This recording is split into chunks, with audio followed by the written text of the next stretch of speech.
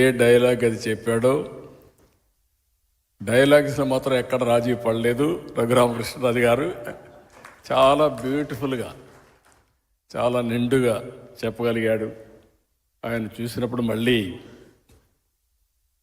NT Ramarao గారి dialogues మనకు గుర్తొచ్చే పరిస్థితి వచ్చింది.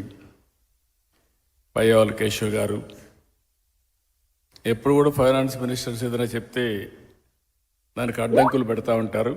అందుకే అయ్యన్న పుత్రుడు గారు చెప్పారు, అడ్డంకులు పెట్టకుండా డబ్బులు ఇచ్చారని. వారిని కూడా మనస్ఫూర్తిగా అభినందిస్తూ, ఇంతవరకు నా జీవితంలో చాలా ఈవెంట్ చూశాను, కానీ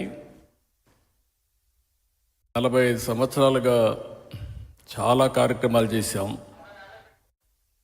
మన నాయకుడు ఎన్టీ రామారావు గారు ఉన్నప్పుడు చేశాం, అంత మునుపు చేశాం, నేను ముఖ్యమంత్రిగా చేశాను. ఈరోజు మీ టాలెంట్ చూసిన తర్వాత ఎక్స్ట్రాడినరీ పర్ఫార్మెన్స్ నా జీవితంలో ఎప్పుడూ చూడలేదు.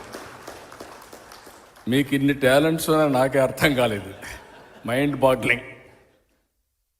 పవన్ కళ్యాణ్ గారు కూడా ఆయన సినిమాలు ఎంటర్టైన్మెంట్, కానీ ఆయన సినిమాల్లో కూడా ఆయన ఇంత ఎంటర్టైన్మెంట్ వచ్చి ఉండదు.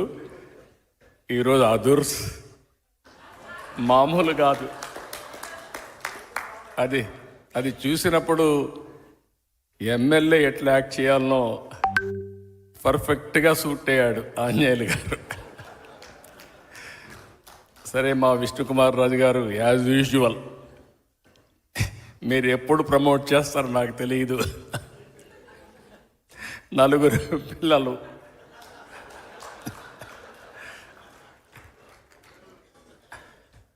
అంటే వినోదం ఒక సందేశం, ఒక సీరియస్ విషయం ఇది. ఆ సీరియస్ విషయం కూడా ప్రజలకు అర్థమయ్యేట్టుగా మీరు చెప్పగలిగారంటే ఎక్సలెంట్ పర్ఫార్మెన్స్. ఎమ్మెల్యే దగ్గరికి వచ్చినప్పుడు మా రవికుమార్ బ్రహ్మారెడ్డి చూస్తే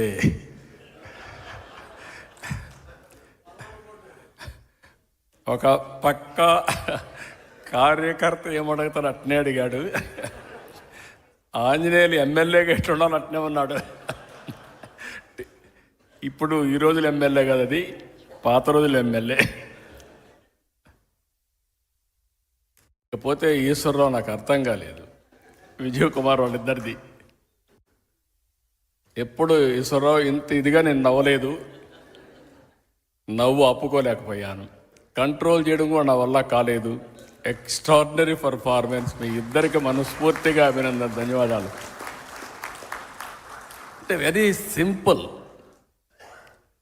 మీరు ఇదే మాదిరిగా ఉంటే కానీ అందరూ ఉంటే హాస్పిటల్స్ అవసరంలా,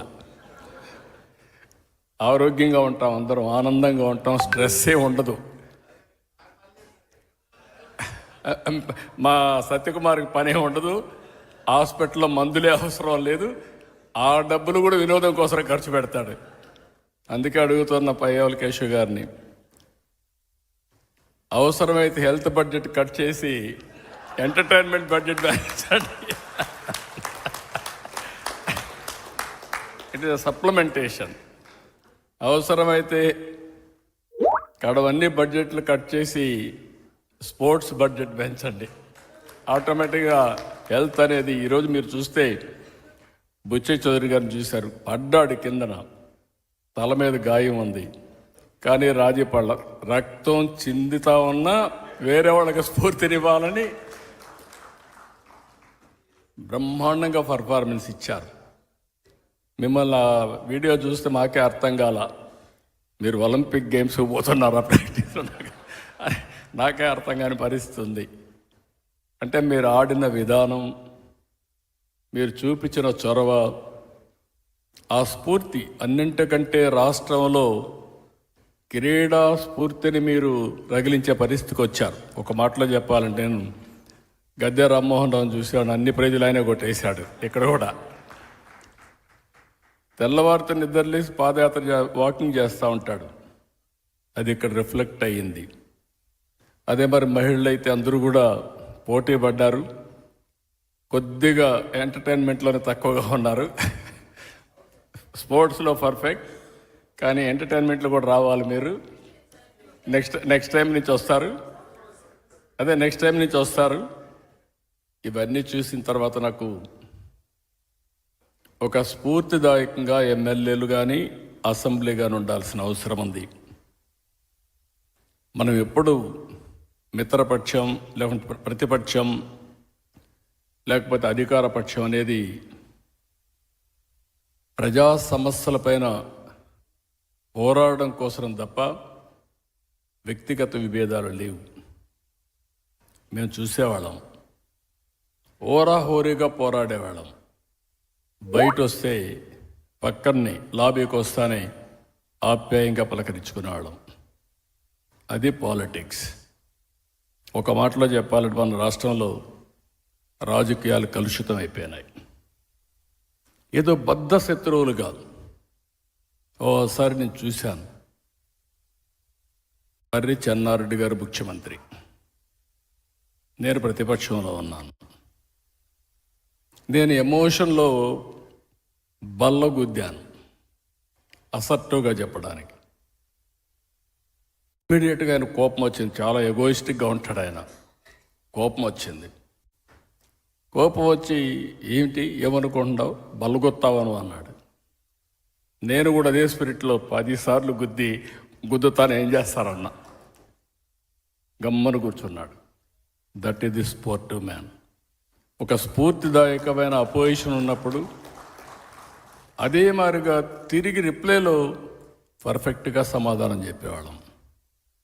ఒక వ్యక్తి ఎప్పుడైనా సరే పార్టిసిపేట్ చేసినప్పుడు, ఆర్గ్యుమెంట్ చేసినప్పుడు మీరు సమర్థవంతంగా దాన్ని తిప్పికొట్టడం కానీ, వాస్తవాలు చెప్పడం కానీ. ఈరోజు మనందరం ఒక విషయం గుర్తుపెట్టుకోవాల్సిన అవసరం ఉంది. అసెంబ్లీ అనేది ప్రతిపక్షాలకు జవాబుదారీతనం కాదు, ప్రజలకు జవాబుదారీతనం. ఆ విషయం మనందరం గుర్తుపెట్టుకోవాల్సిన అవసరం ఉంది. అసెంబ్లీలో మనం మాట్లాడే ప్రతి మాట రాష్ట్రం మొత్తం వెళ్తూ ఉంటుంది. మొన్నటి వరకు మీరు చూస్తే అసెంబ్లీ ప్రొసీడింగ్స్ వస్తే టీవీ కట్ చేసేవాళ్ళు, అంటే మన బూతులు వినలేక.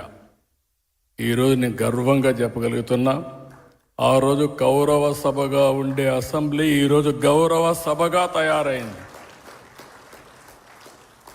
ప్రజలు కూడా మనల్ని ఫాలో అయ్యే పరిస్థితికి వచ్చారు.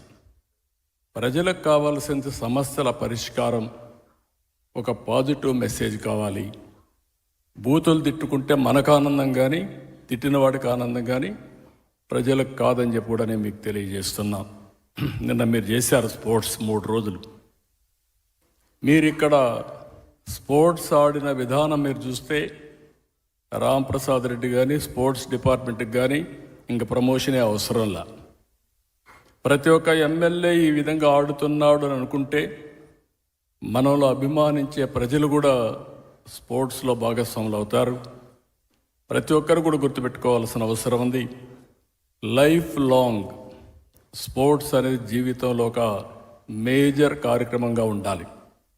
చిన్న పెద్ద అనే వ్యత్యాసం లేదు. ప్రతి ఒక్కరికి ఫిజికల్ యాక్టివిటీ ఇంపార్టెంట్. అలాంటి స్పోర్ట్స్ని మనం ఇక్కడే కాదు, పిల్లల్లోనే కాదు, అందరిలో ప్రమోట్ చేయాల్సిన అవసరం ఉంది. ఏది ఏమైనా ఈరోజు మాత్రం ఎప్పుడూ చూడనటువంటి బ్రహ్మాండమైనటువంటి కల్చరల్ ప్రోగ్రామ్స్ దగ్గర నుంచి, స్పోర్ట్స్ ప్రోగ్రామ్స్ దగ్గర నుంచి అసెంబ్లీ కూడా నేను చూశాను.